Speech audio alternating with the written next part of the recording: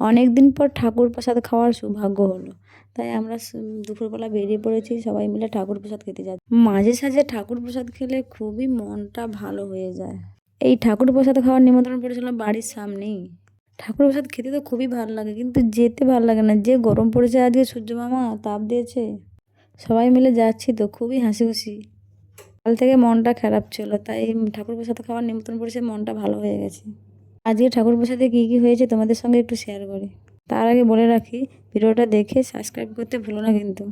নতুন ভিডিও পেতে হলে সাবস্ক্রাইব করে পাশে থেকো।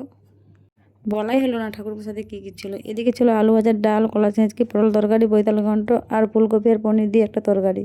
খাবারটা দারুণ হয়েছে। আর শেষমেশ ছিল পায়েস, মিষ্টি, পাঁপড়। এদিকে খাওয়া দাওয়া শেষ করে বাড়ির দিকে রওনা হলাম। রান্নাগুলো ছিল খুবই সুন্দর। যাওয়া হবে না ভেবেছিলাম, কিন্তু যাওয়া হয়ে গেল। সব দিন তো একই খাবার খেতে ভালো লাগে না, তাই মাঝে মাঝে ঠাকুর প্রসাদ খেলে খুবই মনটা ভালো হয়ে যায়। আজকের ভিডিওটা এই পর্যন্ত, আবার দেখা হচ্ছে অন্য কোনো ভিডিও নিয়ে। সবাই ভালো থেকো, সুস্থ থেকো। আমার ভিডিও ভালো লাগলে সাবস্ক্রাইব করতে ভুলো না কিন্তু। Tata, bye bye.